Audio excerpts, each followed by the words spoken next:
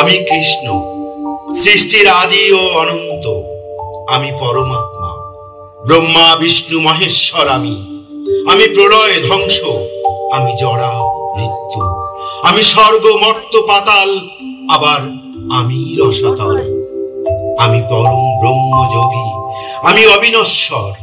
আমি যোগ মায়া, আমি স্থাবর জঙ্গম ভূত, প্রলয় কর্তা শঙ্কর কুবের। আমি বায়ু অগ্নি, আমি মহর্ষিদের মধ্যে ভৃগু, বাক্য রাশির মধ্যে ওঙ্কার, জপের মধ্যে জপযজ্ঞ। অর্জুন দেবরাজ ইন্দ্রের ঔরসে কুন্তির গর্ভজাত সন্তান, কালক্রমে হয়ে উঠলেন শ্রীকৃষ্ণের প্রিয় সখা এবং চিত্রাঙ্গদা, মহাভারতের অপরাজেয় নায়ক। অ্যাকচুয়ালি এটা নাট্য উৎসব নয়, আজকে আমরা একত্রিত হয়েছি।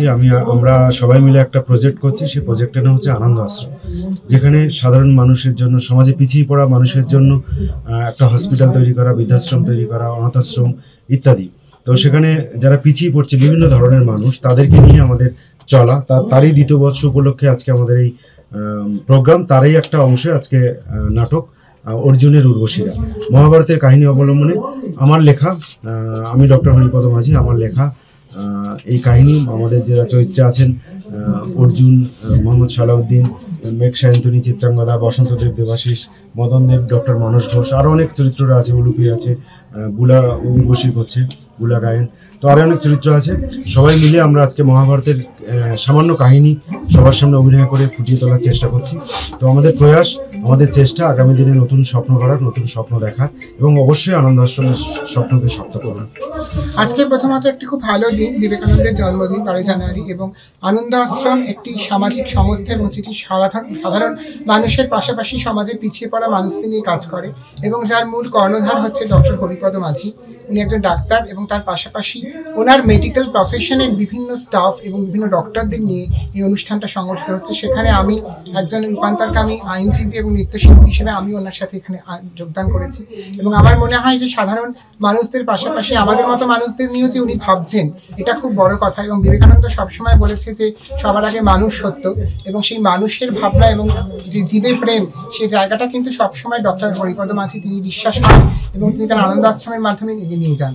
আজকে আমরা যেটা করছি সেটা অর্জুনের উর্বশীরা, মহাভারতের অর্জুনের বিভিন্ন প্রেয়সীদের নিয়ে যে চরিত্রগুলো উঠে এসেছে, এটার উপরে নৃত্যনাট্য।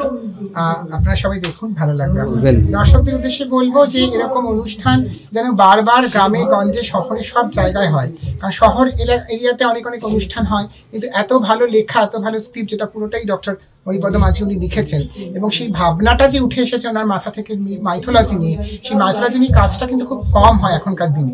সেই জায়গাটা আমার মনে হয় মানুষকে আরো বিশেষ করে মানে দর্শকদের সামনে এগিয়ে আনতে হবে ভবিষ্যতে।